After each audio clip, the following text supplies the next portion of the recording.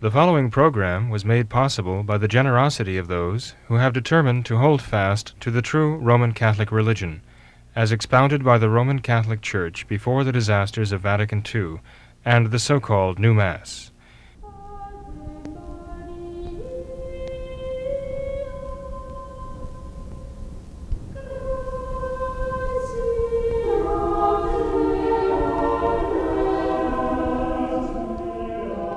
Hello and welcome to What Catholics Believe. I am your host, Thomas Nagley, and with me tonight is Father William Jenkins from the Society of St. Pius V and pastor of Immaculate Conception Church in Norwood, Ohio. Hello, Father. Hello, Tom. Father, we have a great selection of viewer questions tonight, and I'd like to begin with the first one here from a viewer who asks about Dorothy Day and Christian socialism. So this viewer writes in and says, I was wondering what you think of Dorothy Day and if you could talk about her.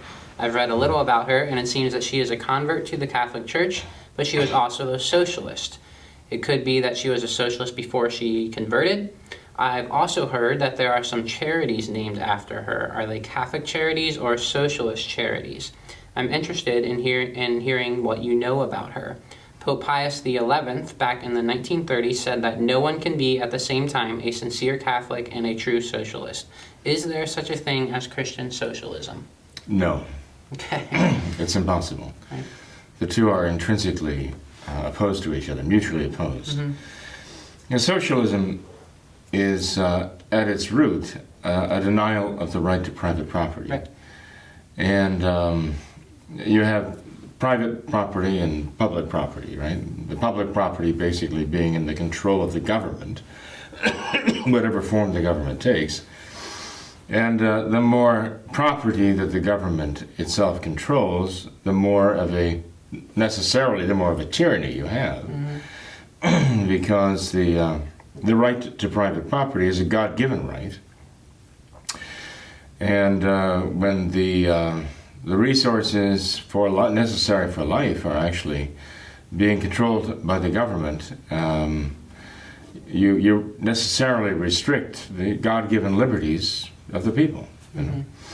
That's why Pope Pius XI made it very clear that one cannot be a sincere Catholic and a true socialist, or a true Catholic and a sincere socialist at the same time. No, they're constantly trying to repackage socialism. You know, they might call it liberalism one year and progressivism the next year, and a variety of other, and I guess. Just to try to make it palatable to those who find the word socialism unacceptable. Mm-hmm. But the thing is what it is, regardless of what you call it, right? So, whether Dorothy Day was a socialist, I don't know that much about her to say that she was a socialist, frankly. Back in the day, when she converted, there were those who actually were leaving the communist parties, mm-hmm. Around the world, and joining up with the Catholic Church, and they were being disillusioned with the Communist Party because they realized they had to face the fact, ultimately, that the Communists were involved more in their own power and control than they were in helping the poor, mm-hmm. and the downtrodden, and the disenfranchised, and the alienated, and all the rest. Bella Dodd in our own country was one of those. We came to realize the hard way that the communism was a lie, and the communist parties were not at all interested really in helping the poor and the downtrodden. They were taking advantage of people who were interested in helping them. And she returned to her Catholic faith through the agency of Bishop Sheen, actually. And but that was Bella Dodd. Dorothy Day is a different story, and I just don't know enough necessarily about her to say whether she really was a socialist. My understanding is that she was, but that she had to drop the socialism in order to become a Catholic, because mm-hmm. she saw that the way to remedy the evils of society was not in the hands of a party or a government, right? Not in the hands of a political party or a government, but really was the work of the Church. Mm-hmm. And that would mean that the Church would have to stand up before the world and pronounce on justice, matters of justice and charity. Of course, in those days, the church was speaking very boldly about these things. The head of the Communist Party in Britain, I believe his name was Johnson, converted to the Catholic faith. Mm-hmm. Right. And he remained in the Catholic faith until Vatican II, and after Vatican II, he lost the faith, lost the church. Because I think he began to see that Vatican II had deviated from what he really saw as a spiritual battle, not merely a battle of warriors, warlords on earth, but really a spiritual battle.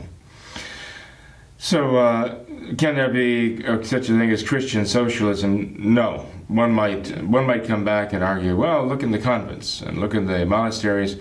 There you find religious clergy and non-clergy. You have the priests or the clergy, and you have the brothers and the sisters who are not clergy, and they are nonetheless vowed to poverty, chastity, and obedience.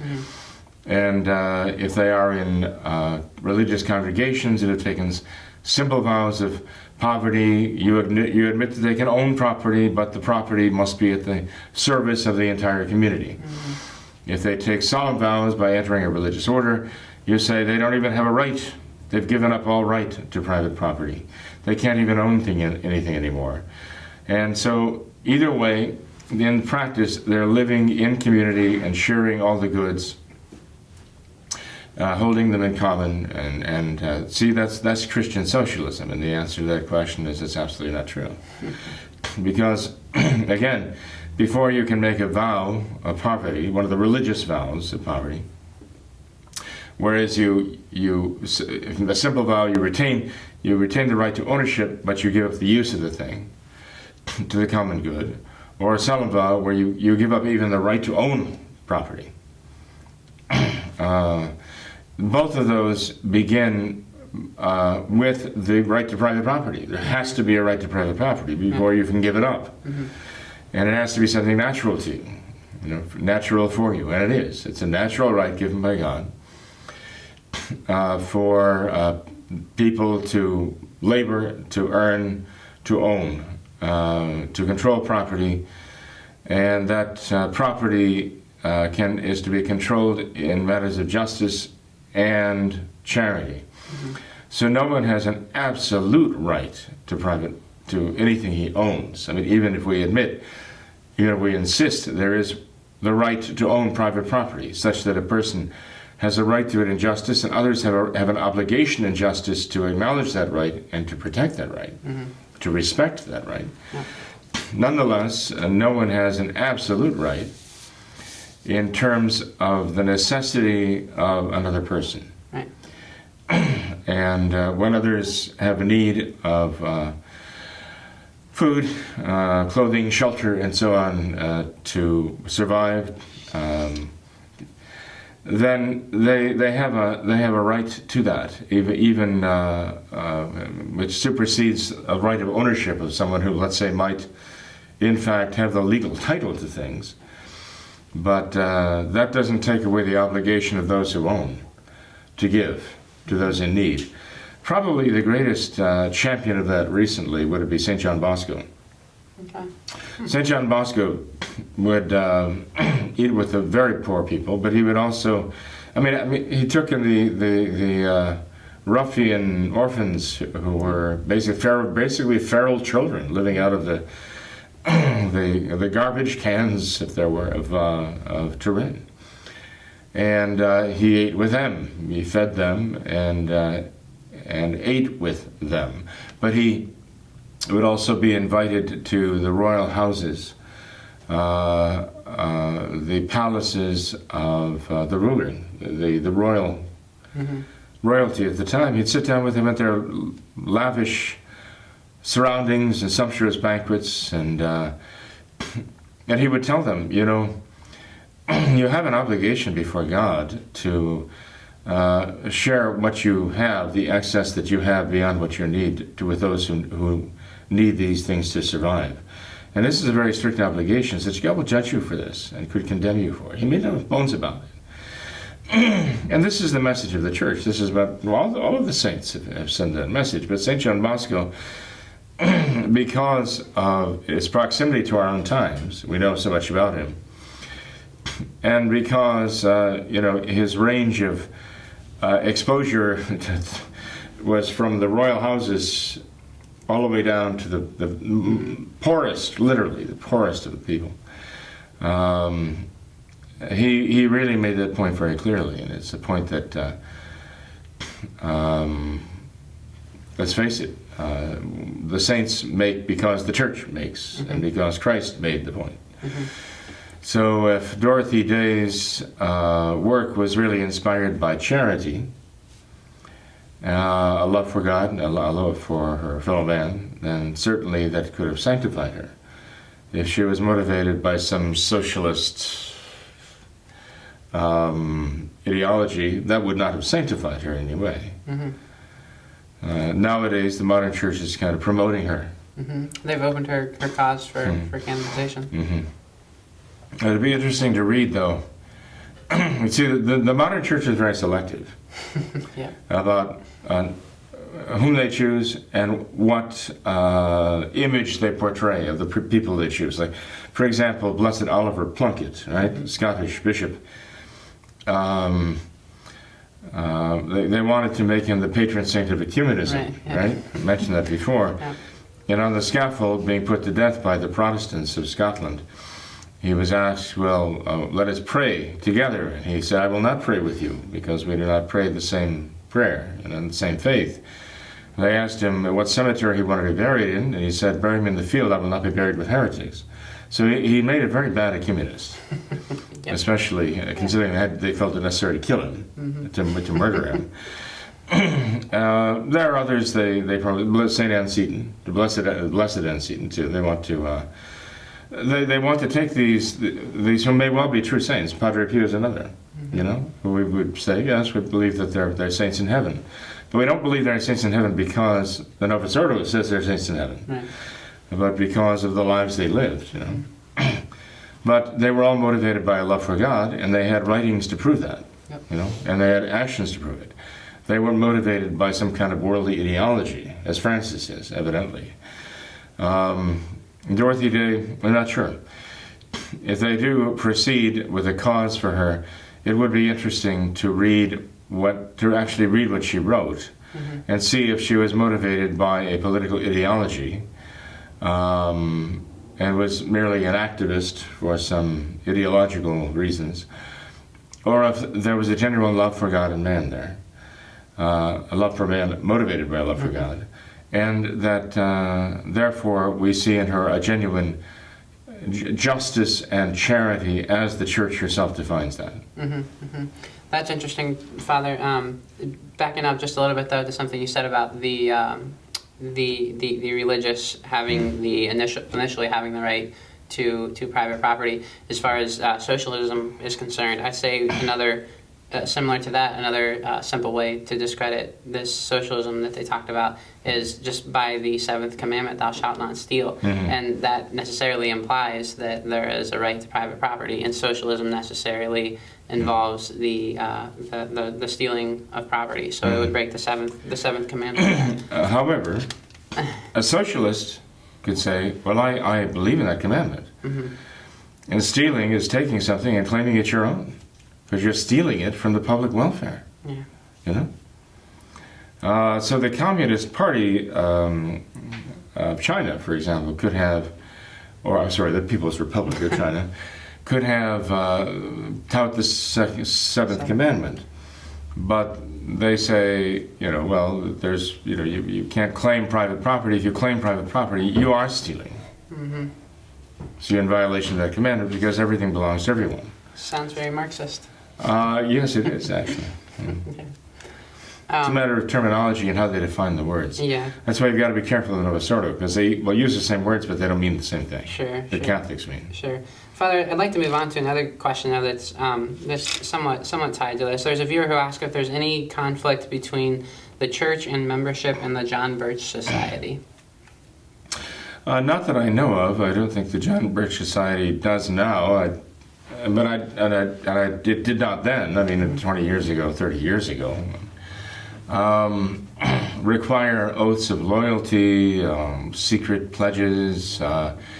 Whatever they wanted their members to do was all out in the open and very public and based upon moral ethics, and fighting for moral causes. At least it was that way in the past. Now, I had heard that at one point, some years ago, the Mormons had achieved a lot of power within the John Birch Society, and were using that power to, well, according to some Catholic members, kind of maybe suppress is a little strong, but rule against any Catholic practices, for example, at their camps. Okay, but I don't know what the situation is right now. Okay. As far as the Mormons exerting a certain Mormon influence within the John Birch Society. I don't really even know who the current leadership are on their council. But I know back when I was a seminarian and newly ordained priest, Father Francis Fenton was part of the council of the John Birch Society, and he believed that it was very much dedicated to freedom and justice and charity, as the church herself was dedicated. He didn't see any conflict there. The founder of the John Birch Society, Robert Welch, who, by the way, Robert Welch was the candy manufacturer, right? He was a very successful candy manufacturer, and that was basically how he made the money necessary to undertake this work. He saw our country was being undermined by communism, leftist, socialists, so on. And he determined to try to keep the country faithful to its founding values, principles. And he was not a Catholic himself, certainly. He might have been a Methodist, for all I know. But I know that he would travel the country giving speeches, and he would say such things as this: the greatest moral leaders of the previous 100 years, this is going back to the 1960s, 1970s, the greatest moral leaders of modern times, in any case, he would say, were Pope Pius the IX, Pope Pius the X, Pope Pius the XI, Pope Pius the XII. And this would really irk the non-Catholics in the crowd. And but the Catholics found it very interesting that a non-Catholic would acknowledge that, be honest enough to acknowledge that. Yeah. And eventually he was received into the Catholic faith by a traditional Catholic priest, not by a novicial priest, by a traditional Catholic priest. And he was anointed for death, I believe, by our own Bishop Kelly. So he died with the Catholic faith. So, but I think that is because he was a man who really loved the truth, and God led him to it. So I myself don't see any conflict. If anyone out there does, I'd appreciate if they bring it to my attention. I mean, there are those who say, well, insofar as John Birch Society stands for what they would call Americanism, and Americanism is based, some would say, on Masonry and so on in its history. They might say, therefore, it would be impossible for a Catholic in good faith to belong to the John Birch Society or to work with it. But there was an enormous amount of struggle going on at the foundation of our country. And a lot of what the Masons try to represent as their influence and their input, I think, is propaganda. I mean, I just don't think it's trustworthy myself. So when they say, when they show George Washington with the apron and the trowel laying the cornerstone for the nation's capital, I have to ask myself, well, is this real or is this just some Masonic imagination and fantasy? I don't know. The fact that somebody drew a picture of it doesn't make it real. You know? The fact that it was reported in a Masonic press doesn't make it real. You know? There are biographers who say there's only a record of George Washington setting foot in the Masonic Lodge twice in his life. One is when he was inducted, and then a long space of time in which he did not return. And you know, even the second one, I don't know that is certain at all that he ever went back to it. There are a lot of reports, for what they're worth, that George Washington dying as a Catholic also. And I think there's a certain credibility to that. We should pray for that. George Washington did criticize the Catholic Church for not sharing the Holy Eucharist with other believers. But I think that speaks of kind of the mentality of George Washington, that he was not a bigot. And he thought, well, I will not be a bigot against Catholics, and they shouldn't be a bigot against others. You know? But that's because of a certain naturalistic view he would have had of such things. But I think if a Catholic priest were to have sit down with him and answer that question to him and explain to him, I'd like to think George Washington would be capable of understanding why the Catholic Church cannot share that. And if one can answer questions like that to an honest person, he'll see that that's where the truth lies, and rather than be repulsed by it as he was before because of his lack of understanding, then he finds it all the more attractive because he finds, well, this is the truth. I just didn't recognize it. Wow. So I'd like to believe that he did convert. They say George Washington could never tell a lie, so we'll hope. That's right. We'll hope for that. He abhorred the liar. Yeah. Let's move on, though, Father. There's a question here from a viewer who asks about her elderly mother, who's in an assisted living home. She says that her mother, for her whole life, was always a good Catholic, observed the faith and all of the laws of the church concerning eating meat on Fridays and wearing the scapular, everything like that. But now that she's in this home, she's 95 years old. She has dementia. And this viewer notices that sometimes her mother does not have her scapular on. She's concerned that she eats meat on Fridays now because the nutrition in the assisted living home, they have meat for their Friday meals. And so she asks, how much is she responsible for when her mind isn't all there anymore? Will she be judged when she isn't in her right mind having dementia? Well, one can only be responsible for what he knows and wills. Okay, we say that to be guilty of a mortal sin in terms of the actual guilt, not the objective crime committed, but the guilt that comes into the soul because of the will consenting to that crime. And we say in the Catechism that the matter must be grave matter, a serious matter, and a person must be cognizant of the fact that this is a serious matter, and a person must then give full consent.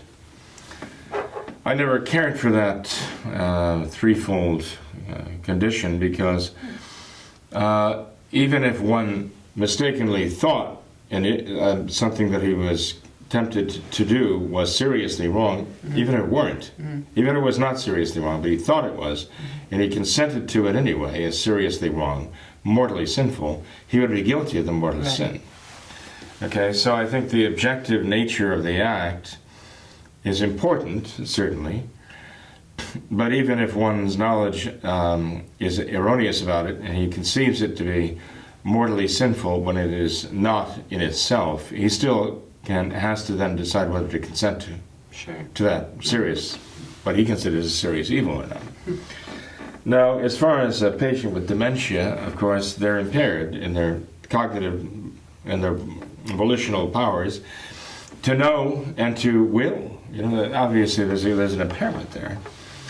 And it's clinically diagnosed. I mean, it's not just a matter of speculation. They are understood to be where they are in this condition they are because of this problem. And so we'd have to say that automatically their power of willing is diminished, right? And insofar as they can't give full consent, we would have to say that no, they would not be responsible for committing a mortal sin, even if it's something that they necessarily knew was a mortal sin. But here you have a problem. You know, when somebody goes into that condition of dementia, it's a regressive condition, obviously, and you have to draw the line. When do they become incapable of willing, to the point of committing a mortal sin? Well, that's something we can't tell. Right. All we know is this individual is in a situation that she can't control. She has no control over what they serve her, right? And she can't. I don't know if she can get out to mass. On Sundays and holidays, obligations. So, what obligation does she really have anymore? I would say to this dear lady, listen, you should not really be concerned about her eating meat on Fridays, because it might be necessary for her to maintain her health. Mm-hmm. And even in cases when someone doesn't have dementia, the church has acknowledged that there can be reasons for dispensations, mm-hmm. good reasons for dispensations, even from the Friday abstinence and from the Lenten abstinence. So that she should not be concerned about that. In fact, I imagine her mother's in advanced age, and so she needs to eat what she can, mm-hmm. just to maintain whatever strength she has left. And there's no sin involved whatsoever in that. Mm-hmm. One might ask, well, if they're foisting this upon someone against their will, knowing that they didn't want this, would the person who's feeding, her mother, be responsible before God? Well, again, this is something we can't really know, what they know, mm-hmm. what they understand. All these people know is they're bringing a tray of food to a lady according to the menu they have in the establishment there, and this is what they say she needs to maintain her strength. So we can really, go kind of in depths and get lost in the question. Yeah. But I would say, based upon what she wrote here, if her mother's in a facility now because of dementia that has progressed so far, that it would be very hard, at least for me, to see that she would have the power of willing to the point of committing mortal sin, the power of understanding necessary to commit mortal sin. So I would doubt seriously that she's capable of it. Mm-hmm. And Father, I think there's a quote there's a line from the Imitation of Christ that would apply here, where he says that man weighs the action and God weighs the intention. Mm-hmm. So I think that's an important thing to take into consideration there. But Father, I think we have time for one more question. So there's a viewer who asks if you could provide clarification on the relationship between consent and the absence of consummation and still constituting a true marriage. So there is consent, mm-hmm. as the scenario she's giving. They mm-hmm. consented to be married, to be husband and wife. Mm-hmm. But in fact, they did not consummate the marriage. Right. For whatever reason. She didn't say whatever reason, right? Right. Well, the church has said that no power on earth, or anywhere else for that matter, can annul a marriage that has been ratified and consummated. Ratified being mm-hmm. the consent has been duly expressed to be married, right? The intention to be married has been duly expressed, meeting the requirements, the formalities of the church, the two witnesses at least, and the priest present, right? So the vows have been exchanged, and they are married by those vows, and then they have a right to consummate their marriage, and they don't. If they did consummate their marriage, no one could annul that marriage. If they did not consummate their marriage, the church recognizes that there is a power within the church to grant an annulment of the consent in the absence of consummation. And but of course, that is something that only the supreme authority of the church, the magisterial authority of the church, could do. Mm-hmm. The church would need the jurisdiction to grant that. But if the question is there a difference in the possibility or the ability to annul a marriage that is ratified, meaning the vows have been exchanged duly, right? But not consummated, as opposed to a marriage where the vows are exchanged as they should be, but then the marriage is consummated. Yes, there is a difference there, in that the former without the consummation can be, under a very definite set of circumstances, annulled by the supreme authority of the church. But that would still be considered a true marriage, even if it hadn't been consummated yet. Would there be? Is there not some kind of a special term for that? That it's been what's the word? Not yet consummated. Ratified, there's a marriage, ratified but not consummated. Marriage ratum non consummatum. That. Right, ratified but not consummated. Okay. That's Okay. it. Perfect.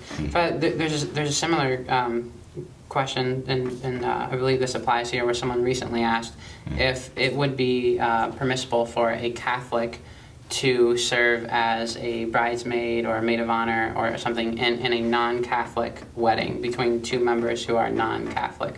Would that be permissible for a Catholic to do? If it would be a valid marriage, that a Catholic could, as long as they did not, again, as long as they were not taking part in the religious ceremony as a form of worship. Okay. That's difficult to do, but it can be done. It depends on what. So, for example, if two Lutherans get married, but they've been raised in the Lutheran Church, neither is baptized Catholic. The Church actually teaches that if they're both validly baptized, even as Lutherans, but their baptisms are valid, then they would, if they were married at all, it would be a sacramental marriage too. But someone who would be asked to participate in a wedding, let's say between two Protestants, and Protestants can validly marry before their ministers. They can also validly marry before justice of the peace. They're not obliged by church law because the church herself has exempted them from that law. That's her right to do so. Exempted them from the requirements of the law with regard to marriage. Perhaps we should say that. So they're not obliged to have a priest present, Catholic priest present. But nonetheless, it would be difficult for a Catholic person to participate in that without having some sort of religious ceremony, I would think, unless they went to a justice of the peace for a wedding. But in any case, if a Catholic were asked to participate in a wedding, this goes for any Protestant wedding, novicial wedding, any wedding these days,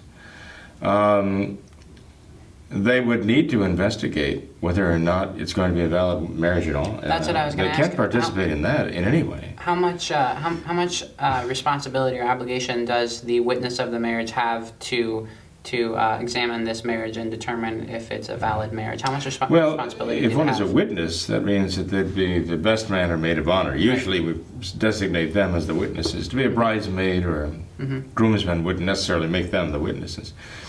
But their obligation would be there because they cannot be supporting an invalid marriage, which would amount to, let's say one member of the couple had been married before and was still validly married, and there was already a valid, let's say you got a divorce and they want to remarry and they want you to be in the wedding.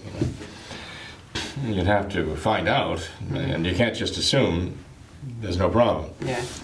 You have to find out that if it's a friend of yours who's not a traditional Catholic, who's getting married, downtown, whatever, that he's never been married before, and that the girl he's marrying has never been married before, right? And that they're both free to marry. That's one thing.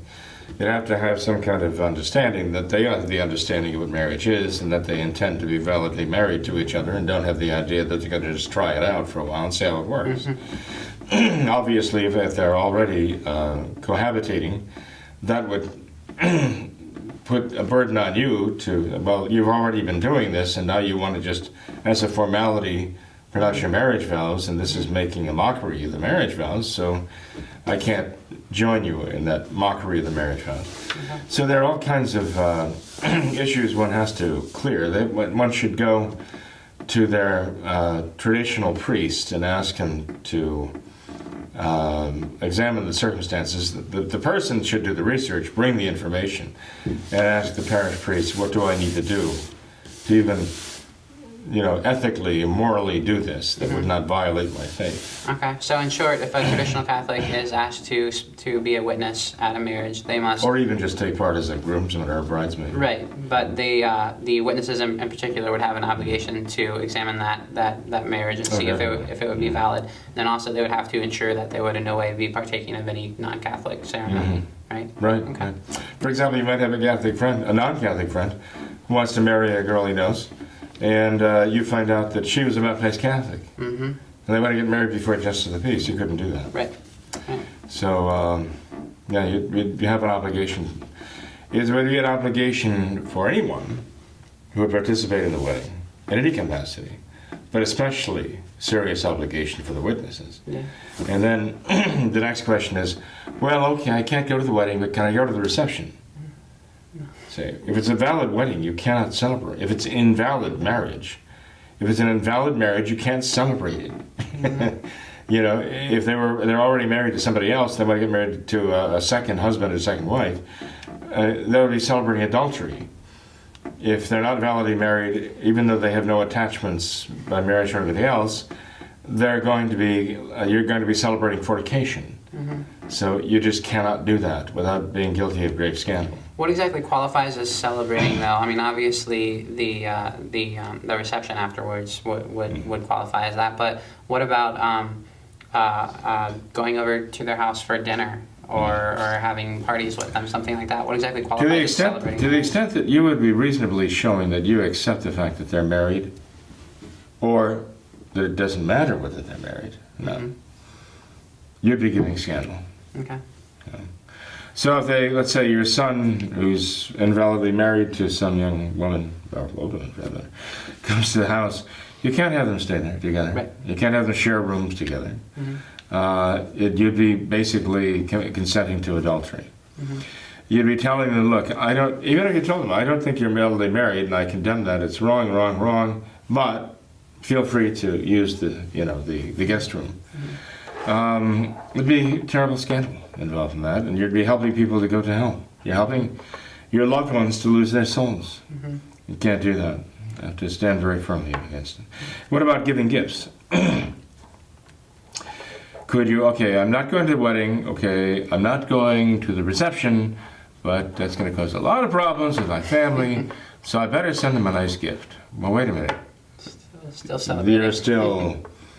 You're still rewarding them for something that is very, very offensive to Almighty God. You can't do that.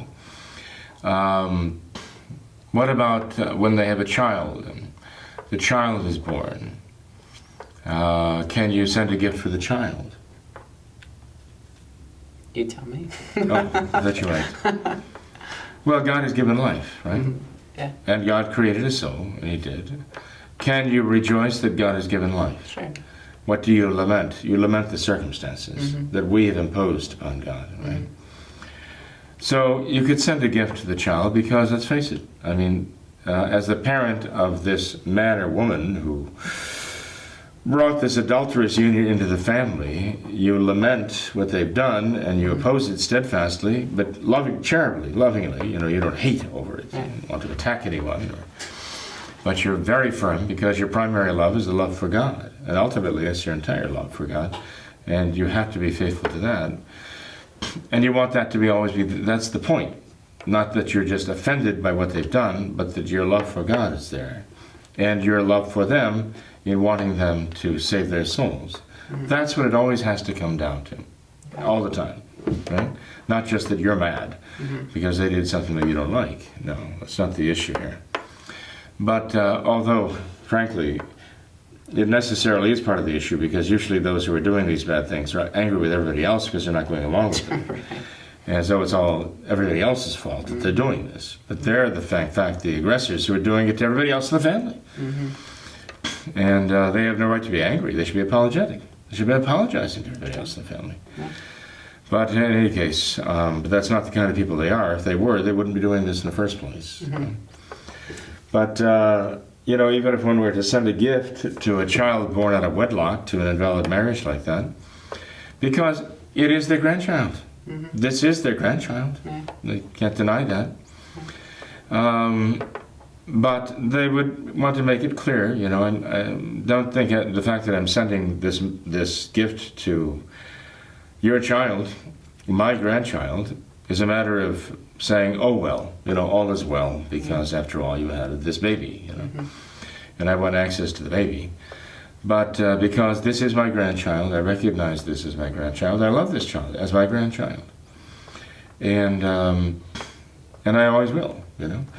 But I rejoice that God has given this life. I thank God for giving life, but I repent, and I will do penance for you for the circumstances under which you required God to bring this child into the world. That it's not fair to God, it's not fair to this child either. So one has to make that distinction. Right. Would it be permissible for to go on like a couple's date, a couple's dinner night or something with an invalidly married couple? Would that be considered approving of their marriage? Invalid marriage? To do what now? To go on like a couple's date. What does that mean? Like two couples go out. So there's a traditional Catholic couple who is validly married and everything, and they're asked by an invalidly married couple to go out on a date with them, to go on a couple's night out, go to dinner, say. Would that be considered celebrating their marriage and that? Well, again, if the truly validly married traditional Catholic couple would be sending the message that would be a reasonable and understanding, right, that they accept that these two people are married, which is a lie, or that they realize they're not married, but it doesn't matter. If that's the message they're sending, yes, it would be scandalous. Okay. It would be absolutely wrong for them to do this. Now, I mean, if the invalidly married couple wanted to be with the traditional Catholic couple to talk about the situation they're in, to try to remedy it, that would be a good thing. But I think the traditional Catholic couple would have to make it very clear at somewhere along the line, I mean, earlier rather than later, to the invalidly married couple, well, you know,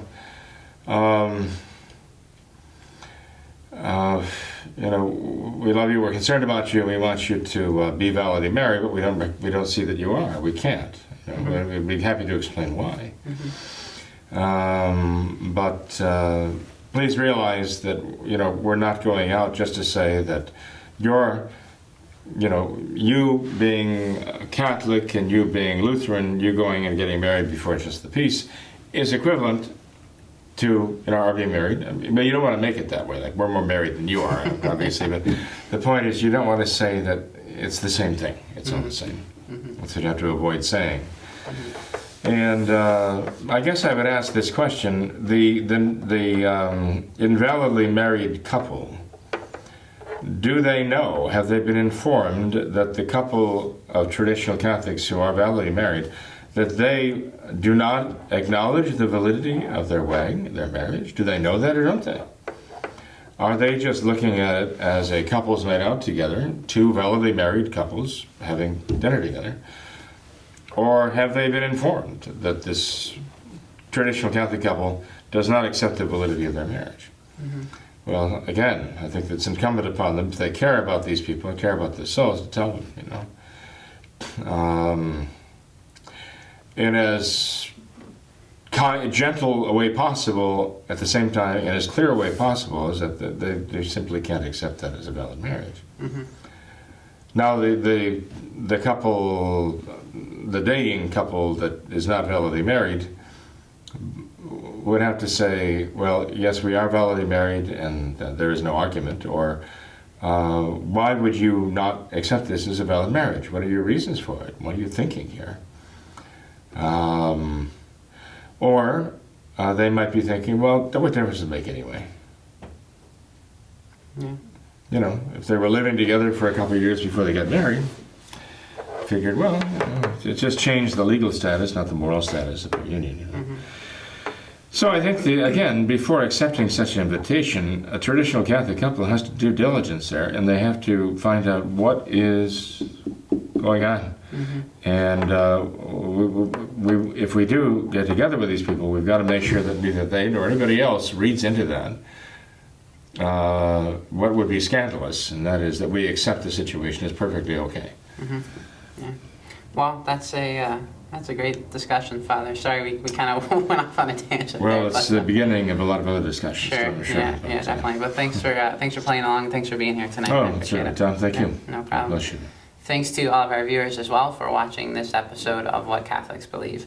Until next time, we ask that you all remember the words of Our Lady at Fatima, to consecrate yourselves and your families to the Immaculate Heart of Mary, and to pray and do penance. Thank you, and God bless you.